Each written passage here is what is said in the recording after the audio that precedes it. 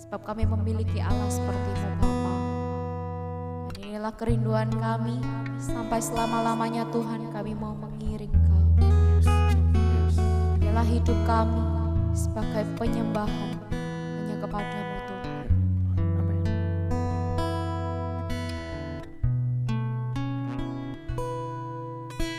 Semua karena anugerah-Mu hari ini ada. Bukakan aku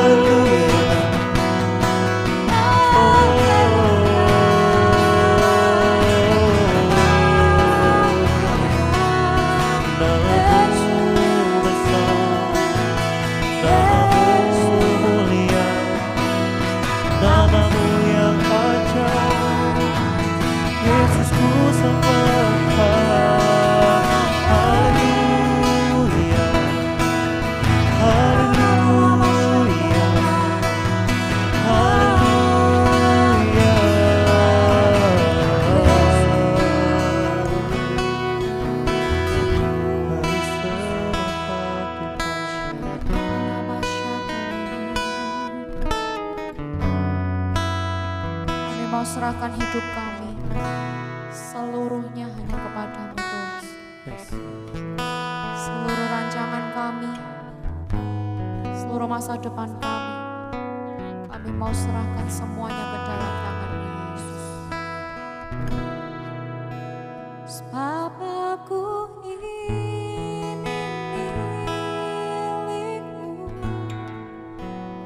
aku di dalam hati-Mu, kasih setia-Mu yang menghidupkan aku.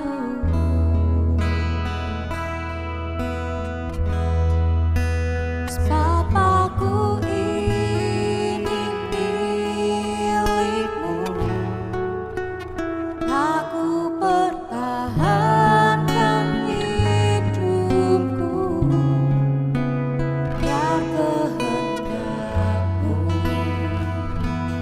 kerjakanlah dalamku.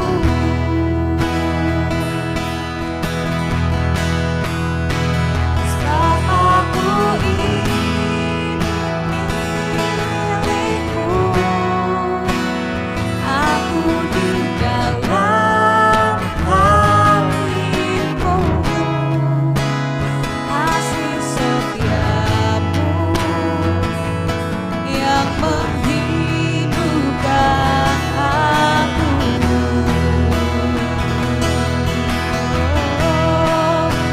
Sebab aku ini milik-Mu, aku pertahankan hidupku, yang kehendak-Mu kerjakanlah dalamku.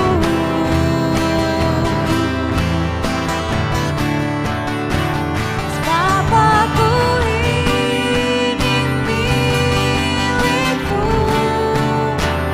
aku di dalam hati-Mu, kasih setia-Mu yang menghidupkan aku.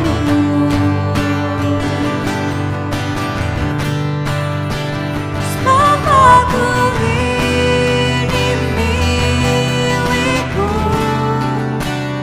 aku pertahankan hidupku, biar kehendak-Mu kerjakanlah dalamku.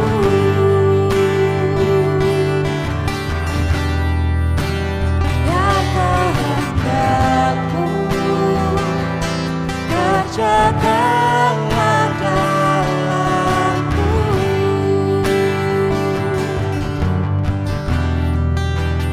Biar kehendak-Mu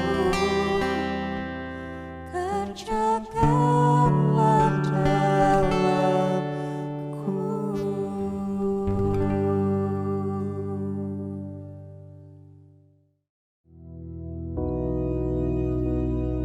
Bapa kami yang di surga, dikuduskanlah nama-Mu, datanglah kerajaan-Mu, jadilah kehendak-Mu di bumi seperti di surga.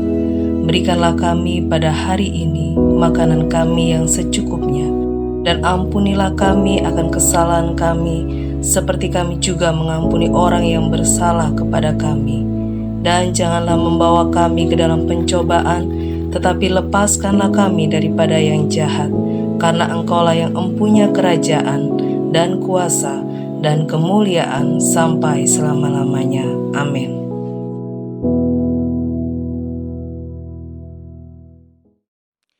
Puji Tuhan, selamat pagi, shalom, salam damai sejahtera di dalam kasih Tuhan. Apa kabar saudara? Saya percaya saudara adalah orang yang sangat dikasihi oleh Tuhan dan sangat diberkati oleh Tuhan. Kita harus semangat menjalani hidup ini karena ada Tuhan yang luar biasa yang menyertai kehidupan kita. Mari pagi hari ini bersama-sama kita akan siapkan hati untuk mendengarkan firman Tuhan. Saya mengajak saudara membuka bersama di dalam Roma pasal 12. Roma pasal 12 kita akan baca mulai ayat 11 dan ayat yang ke-12. Jadi ada dua ayat yang kita baca, Roma 12 ayat 11, demikian bunyi firman Tuhan. Janganlah hendaknya kerajinanmu kendor, biarlah rohmu menyala-nyala dan layanilah Tuhan. Bersukacitalah dalam pengharapan, sabarlah dalam kesesakan, dan bertekunlah di dalam doa. Saya bacakan sekali lagi, Roma 12 ayat 11, 12. Janganlah hendaknya kerajinanmu kendor, biarlah rohmu menyala-nyala dan layanilah Tuhan. Bersukacitalah dalam pengharapan, sabarlah dalam kesesakan, dan bertekunlah di dalam doa. Saudara yang dikasihi oleh Tuhan, ketika situasi yang sedang kita hadapi ini terus berjalan, yang bagi beberapa orang mereka bertanya kapan akan berakhir, kapan gereja akan buka, kapan toko akan bebas mulai buka, kapan saya bisa bebas melakukan apa yang biasa selama ini saya lakukan. Mereka bertanya-tanya dan kemudian memunculkan ada begitu banyak orang yang jenuh dengan kegiatan yang di situ-situ saja, di kota itu saja, tidak kemana-mana dan lain sebagainya. Sehingga kemudian tanpa sadar ada banyak anak Tuhan yang mengalami kehidupan yang mulai suam-suam, kendor begitu ya, kendor. Tadinya semangat, sekarang kendor. Firman Tuhan menasihatkan kita pagi hari ini. Janganlah hendaknya kerajinanmu kendor, biarlah rohmu menyala-nyala dan layanilah Tuhan. Apa yang membuat saudara kendor selama ini? Apakah karena kita terpisah dari komunitas? Karena mungkin selama ini kita selalu punya jam doa bersama-sama, kita beribadah bersama-sama, melayani bersama-sama, dan itu menjadi penyemangat, sumber kekuatan dalam kita menjalani tugas panggilan pelayanan kita. Dan ketika semuanya itu tidak lagi, kita sendiri, doa sendiri, iya kan, berkegiatan sendiri, melayani ya sudah tidak lagi mungkin seperti itu. Apakah kita harus menjadi kendor? Oh tentu saja tidak. Roh kita harus tetap menyala-nyala. Karena ini bicara tentang bagaimana kita secara pribadi itu mengalami kebangunan rohani di dalam diri kita, dan berangkat dari situ apapun situasinya, apapun keberadaannya, kita tidak pernah kendor, justru kita makin menyala-nyala untuk melayani Tuhan. Saya meyakini satu hal, Tuhan sedang ngajarin umatnya untuk dewasa. Dewasa di dalam membangun hubungan secara pribadi dengan Tuhan. Dewasa di dalam bagaimana punya persekutuan yang intim dan dalam dengan firman, yang menguatkan hidupnya, yang menghidupkan keadaannya, yang selama ini mungkin ya tiada berdaya dan lain sebagainya. Semuanya itu Tuhan izinkan terjadi bagaimana kita mengalami kemandirian, relasi, hubungan dengan Tuhan dan firman-Nya. Sebab itu sekali lagi saya mau katakan, jemaat Tuhan yang sedang mendengarkan firman Tuhan pagi hari ini, janganlah hendaknya kerajinanmu kendor, biarlah rohmu menyala-nyala dan layanilah Tuhan. Jangan kendor, roh menyala-nyala, layani Tuhan. Kalau selama ini mungkin kita banyak melayani pekerjaan Tuhan, singer, song leader, usher, terima tamu, jalankan kolekte, atau pelayanan ini itu, mimpin pujian dan sebagainya. Sekarang waktunya kita melayani Tuhan secara langsung. Dalam apa? Pujian, penyembahan secara pribadi. Lakukan itu. Ketika kita melakukannya dan kita berhasil melakukannya terus menerus, hubungan yang makin meningkat, makin intens dengan Tuhan, itu yang membuat kita itu tidak ada kendornya. Kerajinan kita tidak ada kendornya, dan roh kita menyala-nyala untuk melayani Tuhan. Nah saudara yang dikasihi oleh Tuhan, kenapa Alkitab, firman Tuhan itu begitu banyak memotivasi orang percaya untuk bersukacita. Bersukacitalah senantiasa di dalam Tuhan. Sekali lagi kukatakan bersukacitalah. Itu dikatakan Rasul Paulus kepada jemaat di Filipi 4 ayat 4 ya. Lalu tadi kita membaca Rasul Paulus berkata kepada jemaat di Roma, menjelang kedatangannya mengunjungi Roma, Dia berkata, hendaknya kerajinanmu jangan kendor, rohmu biarlah menyala-nyala. Lalu dia berkata, bersukacitalah, bersukacitalah. Kenapa firman Tuhan terus memotivasi kita untuk bersukacita? Dan bersukacitalah itu adalah sebuah kata kerja yang harus kita lakukan dalam kehidupan kita. Karena begini saudara, ketika orang bersukacita, bersemangat, Amsal 18 ayat 14, Amsal 18 ayat 14 mengatakan, orang yang bersemangat itu dapat menanggung penderitaannya. Tetapi siapa yang akan memulihkan semangat yang patah? Jadi orang yang bersukacita itu punya semangat. Dapat menanggung penderitaannya artinya kuat. Jadi sukacita di dalam Tuhan itu mendatangkan kekuatan untuk kita bisa handle segala masalah kita. Segala masalah, problem yang sedang terjadi dalam kehidupan kita. Lalu kemudian di dalam Amsal 17 ayat yang kedua, kenapa firman Tuhan selalu berkata, bersukacitalah, bersukacitalah, bergembiralah, dan seterusnya. Amsal 17 ayat yang kedua dikatakan apa saudara? Hati yang gembira adalah obat yang manjur. Semangat yang patah mengeringkan tulang. Jadi orang yang bersukacita, yang pertama dia kuat, dia dapat menanggung penderitaannya. Yang firman Tuhan katakan, kesusahan setiap hari itu ada. Dia dapat menanggung, dia kuat karena sukacita dari Tuhan. Dan yang kedua, dia sehat. Karena dikatakan Amsal 17 ayat yang ke-22 ya, bukan ayat yang kedua. Hati yang gembira adalah obat yang manjur, tetapi semangat yang patah mengeringkan tulang. Lalu pertanyaannya mungkin saudara menanyakan hal yang sama dengan orang lain tanyakan. Ada yang bertanya begini kepada saya, Pak, bagaimana saya bisa bersukacita kalau keadaannya seperti ini? Bagaimana saya bisa bersukacita kalau situasinya seperti ini? Karena memang saudara, kita harus realistis.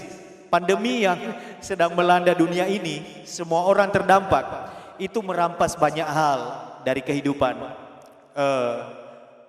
seseorang, begitu ya. Pandemi ini merampas sukacita. Pandemi ini bisa merampas damai sejahtera.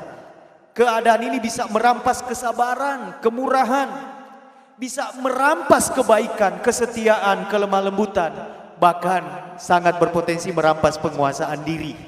Karena tekanannya begitu luar biasa. Jadi yang bisa dirampas oleh keadaan hari ini itu kasih. Itu bisa hilang dari kehidupan orang percaya. Tetapi anak Tuhan tidak boleh kehilangan kasih, tidak boleh kehilangan sukacita, tidak boleh kehilangan damai sejahtera, tidak boleh kehilangan kesabaran, kebaikan, penguasaan diri, dan seterusnya. Anak Tuhan tidak boleh kehilangan semuanya itu. Dan saya percaya kita tidak akan kehilangan semuanya itu. Kenapa? Karena sumbernya itu dari Tuhan. Dan Tuhan tidak bergantung kepada keadaan. Sukacita kita yang sumbernya dari Tuhan itu bukan karena keadaannya baik, memungkinkan, ya kita bisa bersukacita. Lalu keadaannya tidak memungkinkan, tidak baik, lalu kita tidak bisa bersukacita dan sebagainya. Tuhan selalu bergerak di atas keadaan. Dia tidak dipengaruhi oleh keadaan atau berada di bawah keadaan. Tuhan berjalan di atas keadaan. Dia berjalan di atas badai itu. Dia tidak ada di bawah badai itu dan dikuasai oleh badai itu. Dan ketika dia katakan kepada badai itu, diam, jadilah tenang, maka badai itu diam dan menjadi tenang. Jadi saudara yang dikasih oleh Tuhan, firman Tuhan berkata, bersukacitalah. Yang pertama pelajarannya pagi hari ini adalah, kita bersukacita itu di dalam pengharapan. Tuhan tidak suruh kita bersukacita dalam kekosongan. Maksudnya gimana? Oh pokoknya kamu ketawa, pokoknya kamu bikin hatimu happy, sukacita. Dijawab tidak dijawab, pokoknya sukacita. Ditolong tidak ditolong, pokoknya sukacita. Mujizat terjadi atau tidak, pokoknya sukacita. Mau ancur-ancuran atau enggak, pokoknya sukacita. Oh Tuhan kita bukan Tuhan yang seperti itu. Tuhan suruh kita bersukacitalah, itu di dalam pengharapan. Pengharapan di dalam siapa? Di dalam Tuhan. Saudaraku, pengharapan di dalam Tuhan itu tidak pernah mengecewakan. Orang yang berharap kepada Tuhan itu tidak pernah dikecewakan. Kenapa? Karena janji Tuhan itu ya dan amin. Pasti terjadi. Jadi sukacita kita itu ada dasarnya. Karena kita punya pengharapan di dalam Tuhan. Apa yang membuat orang antusias menghadapi hari esok? Apa yang membuat orang antusias menjalani hidupnya ke depan? Ketika dia masih memiliki pengharapan. Kadang-kadang manusia yang pengharapannya hanya kepada mentari yang terbit besok pagi, kepada kekuatannya karena dia rasa dia masih bisa, kepada uangnya. Mereka begitu menaruh semangat, mereka sukacita, berharap kepada sesuatu yang tidak pasti. Maka mestinya kita anak Tuhan, yang dasar pengharapan kita itu adalah Tuhan yang tidak pernah mengecewakan. Sukacita kita itu harus lebih daripada itu. Firman Tuhan berkata, rohmu menyala-nyala, kerajinanmu jangan kendor, bersukacitalah di dalam pengharapan. Karena pengharapan di dalam Tuhan itu tidak pernah mengecewakan. Saudara mengharapkan banyak hal, tapi saudara mengharapkannya di dalam Tuhan. Saudara membawa semuanya itu di dalam doa. Percayalah, waktu Tuhan yang terbaik dinyatakan dalam hidup saudara. Tuhan sedang bekerja di dalam kehidupan orang-orang yang menaruh pengharapannya kepada Tuhan. Tuhan sedang bekerja di dalam kehidupan orang-orang yang menaruh iman percayanya kepada Tuhan dengan tidak ragu-ragu. Bersukacitalah di dalam pengharapan. Saya bersukacita karena saya tahu lebih dari yang saya pikirkan, lebih dari yang saya doakan, yang bisa saya renungkan, lebih dari itu yang Tuhan bisa lakukan dalam hidup saya. Di pengharapan di dalam Tuhan itu hasilnya dahsyat, luar biasa. Sebab itu firman Tuhan berkata, bersukacitalah di dalam pengharapan. Tuhan tidak pernah berdusta. Setiap firman-Nya ya dan amin, pasti terjadi, pasti digenapi bagi orang yang percaya. Dan orang yang berharap kepada Tuhan mestinya hidupnya penuh dengan sukacita. Kalau saudara mengandalkan Tuhan, hidup saudara lalu kemudian penuh dengan cemberut, saudara bersungut-sungut, mulutnya panjang begitu saudara. Lalu terus gimana? Kita berharap kepada Tuhan tapi kondisi kita kebalikan dari apa yang sedang kita lakukan. Mestinya orang yang berharap kepada Tuhan, dia percaya Tuhan tuh gak pernah terlambat. Tuhan selalu tepat pada waktunya. Tuhan pasti buka jalan, Tuhan pasti melakukan mujizat, Tuhan pasti lakukan terobosan. Mestinya dia bersukacita, walaupun mungkin hari ini dia belum melihat. Tetapi yang tidak terlihat bukan berarti tidak ada. Sebab yang Tuhan janjikan itu selalu dinyatakan dalam kehidupan umatnya. Bersukacita dalam pengharapan. Kemudian Rasul Paulus juga berkata kepada jemaat yang ada di Roma pada waktu itu, sabar dalam kesesakan. Banyak orang dan hampir semua orang mengalami kesesakan hari ini. Ya, karena pekerjaan, karena masalah keuangan, karena masalah bagaimana kita membuat bisnis kita berjalan itu mendatangkan kesesakan-kesesakan sendiri ketika kita mengalami begitu banyak tantangan dan hambatan. Tapi firman Tuhan berkata sabar dalam kesesakan. Sabar saya mendefinisikan secara sederhana versi saya, sabar itu adalah memberi kesempatan. Ketika kita sabar, kita memberi kesempatan entah kepada orang lain, kepada istri kita, kepada suami kita, kepada orang di sekitar kita. Ketika kita sabar kepadanya, kita beri kesempatan kepada dia mungkin untuk belajar, untuk memperbaiki diri, untuk bertobat dan untuk melakukan yang lebih baik. Kita beri kesempatan, itu sabar. Dan ketika firman Tuhan berkata sabar dalam kesesakan, itu juga berarti kita sedang memberi kesempatan di dalam masa kesesakan yang besar ini. Kita sedang memberi kesempatan kepada Tuhan untuk melakukan apa yang mau Tuhan lakukan dalam kehidupan kita. Saudara percaya Tuhan itu selalu in charge dalam hidup saudara. Tuhan selalu serius dengan kehidupan saudara. Maka ketika saudara bersabar menanti waktu Tuhan, memberi kesempatan kepada Tuhan untuk menggenapi rencananya bagi keluargamu, bagi anak-anakmu, bagi hidupmu secara pribadi, bagi masa depanmu, maka saya percaya pada waktu Tuhan yang terbaik, kesabaran itu akan membuahkan hasilnya. Tuhan menggenapi itu sebenarnya menurut saya memang betul, itu tidak pernah terlambat. Kalau kita melihat semacam ada durasi waktu, kok tidak dijawab di sini, kok dijawab di sini, itu masalah kita dengan waktu kita, dengan keinginan-keinginan kita. Tetapi Tuhan tahu kok untuk jawaban bagi doa kita yang satu ini dijawab di sini. Kita mintanya di sini, Tuhan bilang di sini, dan tepat pada waktu Tuhan menjawabnya bagi kita. Sebab itu saya berkata kepada saudara, kalau saudara hari ini sedang dalam kesesakan. Dan mungkin saudara berkata, Pak Walden, saya sedang di puncak-puncaknya kesesakan hari ini. Ada beberapa orang yang konseling dengan saya, dia bilang keadaan saya hari ini adalah saya tinggal memakai sisa-sisa apa yang ada pada saya. Tabungan yang ada, keuangan yang ada, itu sisa-sisa. Bulan depan saya tidak tahu bagaimana lagi. Mungkin saudara berkata saya sedang di puncak kesesakan dalam hidup saya. Saya cuma mau katakan firman Tuhan, sabar, sabar. Tuhan sedang bekerja dalam hidupmu. Ketika engkau beri kesempatan kepada Tuhan bekerja dalam hidupmu, maka pada waktu Tuhan yang terbaik, engkau akan melihat yang dahsyat itu dinyatakan dalam kehidupan saudara. Saudara, ketika kita memberi kesempatan kepada Tuhan, bukan karena Tuhan butuh waktu, Dia kesulitan untuk membalikan keadaan atau menyatakan mujizat dalam hidup kita, bukan. Ketika kita sabar dan memberi kesempatan kepada Tuhan berkarya dalam hidup kita, artinya kita memberi kesempatan kepada Tuhan untuk memproses kehidupan kita. Tuhan bisa saja jawab saat ini, tetapi kenapa minggu depan?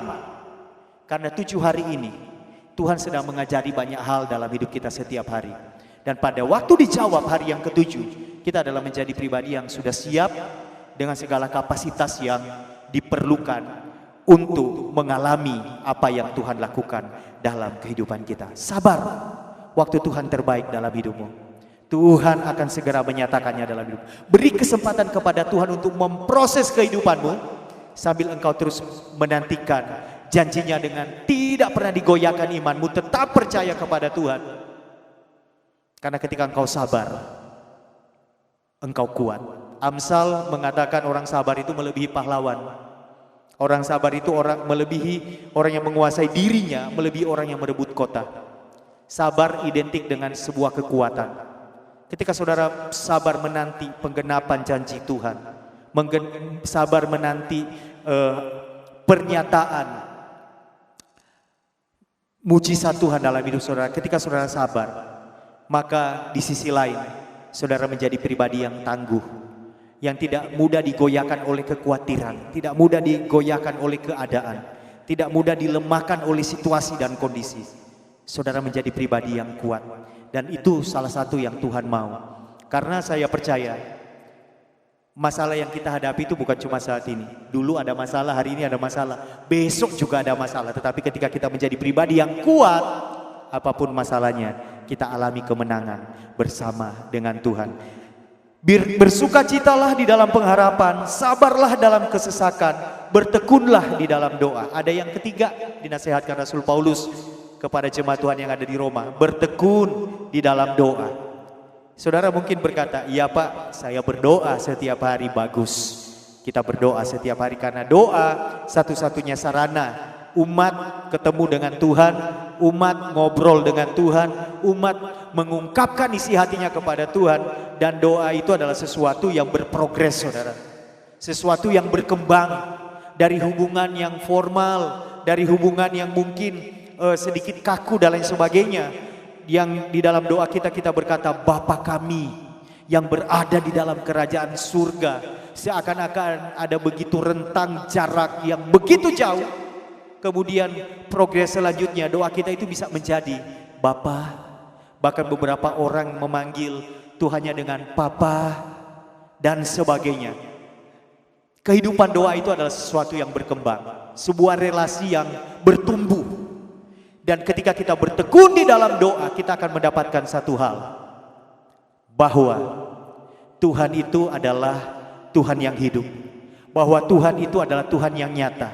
Dan Dia ada, Dia Bapa yang baik, Dia Bapa yang setia, Dia Bapa yang tidak pernah meninggalkan. Dan itu betul-betul kita rasakan, kita alami di dalam kehidupan kita. Saudaraku yang dikasihi oleh Tuhan, doa orang benar bila dengan yakin didoakan, besar kuasanya. Yakin didoakan artinya apa, saudara? Tekun, bertekun di dalam doa. Selama ini mungkin saudara berkata, saya berdoa, tapi saya tidak melihat jawaban doa. Saya berdoa, tapi saya tidak mengalami mujizat. Saudara, dikatakan dalam Yakobus, Elia itu manusia biasa, tapi ia telah bersungguh-sungguh berdoa. Garis bawahi kata bersungguh-sungguh. Ini yang harus kita perhatikan. Elia manusia biasa, sama dengan kita. Tapi Elia manusia biasa yang bersungguh-sungguh berdoa. Kita manusia biasa, apakah kita bersungguh-sungguh berdoa? Ketika kita bersungguh-sungguh berdoa, bertekun di dalam doa, doa orang benar, bila dengan yakin didoakan, besar kuasanya.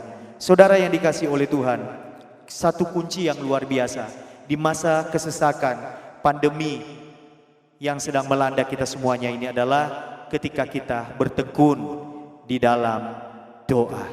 Kita bertekun di dalam doa. Dan saya percaya saat kita berdoa, saat itulah Tuhan meneguhkan perjanjiannya kepada kita. Dia mengingatkan kita kepada firman-Nya yang menguatkan kita, yang melegakan kita. Dia mengingatkan kita kepada perbuatan-perbuatan ajaib yang pernah Dia lakukan di waktu lalu. Bahwa kalau dulu terjadi, hari ini juga bisa terjadi sebab Dia Allah yang tidak pernah berubah. Ketika kita bersungguh-sungguh bertekun di dalam doa, kita merasakan Dia hadir dan memeluk kita. Saudara yang dikasihi oleh Tuhan, saya bukan hamba Tuhan yang ngeroh-ngeroh banget ya. Maksudnya saya hari-hari ini memang memasuki new normal secara pribadi, yaitu mulai ngobrol sama Tuhan, belajar mendengar suara Tuhan. Tapi bukan seperti hamba Tuhan lain yang tiba-tiba dapat penglihatan dan melihat ini, mendengar itu. Saya sedang dalam proses, saya kepengen. Tetapi Tuhan itu mendatangi kita dengan cara bagaimana kita bisa merespon Dia, menangkap sinyal bahwa Tuhan sedang berbicara. Dan kepada saya secara pribadi, ketika saya mulai bertekun di dalam doa, mulai masuk dalam penyembahan yang sangat dalam, Tuhan itu bicara. Dan itu tidak bisa disangkal, itu Tuhan. Yang pertama, kalau dalam pribadi saya, Tuhan itu memberitahu banyak hal melalui mimpi. Tuhan itu bicara banyak sekali melalui mimpi, meneguhkan saya, menguatkan saya, menyampaikan apa yang akan Dia kerjakan dalam pelayanan, dalam gerejanya, melalui mimpi. Kemudian beberapa waktu yang lalu ketika diaken di Surabaya berdoa bersama-sama, waduh, dengan antusias orang datang berdoa, saya juga dengan antusias, entah mau ngomong apa di depan, itu sesuatu yang amat sangat dirindukan. Berbulan-bulan tidak nyembah bersama-sama, hari itu kita nyembah bersama-sama. Apa yang terjadi?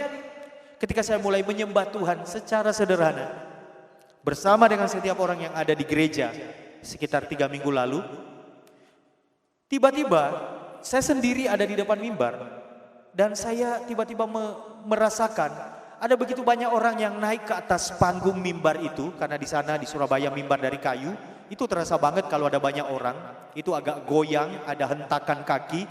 Saya pikir semua diaken itu udah naik ke atas, saudara. Karena ada begitu banyak orang yang berjalan di atas panggung itu. Tetapi begitu saya membuka mata melihat ke kiri ke kanan, saya seorang diri ada di depan itu dan sedang menyembah Tuhan bersama dengan jemaat. Waduh, saya agak gimana waktu itu ya, oh my God. Tadi itu siapa? Begitu kan? Begitu selesai, saudara, belum saya cerita, seorang pendoa berkata, tadi saya melihat malaikat Tuhan itu berjalan-jalan di mimbar. Oh my God. Jadi saya tidak bisa melihat, saya hanya bisa merasakan getarannya. Tetapi saya mau nyatakan satu hal, ketika kita mulai bertekun di dalam doa, Tuhan akan membawa kita kepada pengalaman-pengalaman rohani bersama dengan Dia. Tidak semua masalah saudara yang bisa saudara atasi, dapat saudara atasi dengan kekuatan, hikmat, pengalaman saudara sendiri. Saudara perlu Tuhan. Saudara perlu Tuhan memberi hikmat, menuntun, memberitahu langkah apa yang harus saudara alami. Bagaimana saudara bisa mendengar itu? Ketika saudara mulai bertekun di dalam doa. Ketika saudara mulai bersungguh-sungguh berdoa seperti Elia. Dan saudara akan menjadi pribadi yang lebih kuat. Yang pertama, dekat dengan Tuhan. Bisa mendengar dengan kepekaan yang meningkat. Sehingga kemudian hidup berkemenangan. Itu betul-betul, itulah saudara. Setiap harinya bersama dengan Tuhan. Jadi saudaraku yang dikasihi oleh Tuhan, janganlah hendaknya kerajinanmu kendor. Saudara harus tetap rajin, semangat. Janganlah hendaknya kerajinanmu kendor, biarlah rohmu menyala-nyala dan layanilah Tuhan. Bersukacitalah dalam pengharapan yang tidak mengecewakan. Sabarlah dalam kesesakan, beri kesempatan kepada Tuhan melakukan bagiannya dalam hidup kita, dan bertekunlah di dalam doa. Bangun relasi yang terus bertumbuh dan berkembang. Maka saya percaya Kita bukan orang yang mudah dikalahkan oleh keadaan, justru kita mengalahkan segala situasi dengan kemenangan sebab Tuhan ada di pihak kita. Mari kita berdoa. Kami bersyukur kepadamu sebab kami tidak pernah ditinggalkan, kami tidak pernah dibiarkan. Tuhan menyertai jalan hidup kami setiap hari. Tuhan menuntun kami, Tuhan yang memegang tangan kami melewati setiap tantangan kehidupan, bahkan terkadang badai yang datang dalam hidup kami. Kami percaya bersama dengan Tuhan kami dapat melewati setiap lembah kekelaman. Tuhan, di masa yang sulit seperti ini, kami tidak mau kerajinan kami kendor. Kami merindukan roh kami terus menyala-nyala untuk melayani Tuhan. Melayani Tuhan. Kami bersuka cita di dalam pengharapan, pengharapan yang tidak pernah mengecewakan. Sabar di dalam kesesakan, karena ada Tuhan yang sedang berproses dalam hidup kami. Dan bertekun di dalam doa. Satu kehidupan yang terus berprogres, terus meningkat, terus bertumbuh. Hubungan yang makin hari makin intim, makin dekat dengan Tuhan. Itu yang mendewasakan kami, sehingga kami menjadi orang-orang Kristen yang dewasa, mempelai Kristus yang siap. Terima kasih Tuhan. Kami menyerahkan hidup kami sepanjang hari ini dalam tuntunan-Mu. Apa yang kami kerjakan, mari berkatilah, buatlah berhasil. Tuhan, tuntun kami, bantu kami untuk melewati hari ini. Dan kami percaya ketika kami berjalan bersama dengan Tuhan, hari ini adalah hari penuh dengan mujizat. Terima kasih Tuhan, kami mengandalkan Engkau dalam hidup kami. Dan kami siap menjalaninya sepanjang hari ini bersama dengan Engkau. Di dalam berkat nama Bapa, Anak dan Roh Kudus. Dalam nama Tuhan Yesus Kristus. Percaya diberkati Tuhan, mari bersama-sama katakan amin. Selamat pagi, Tuhan memberkati.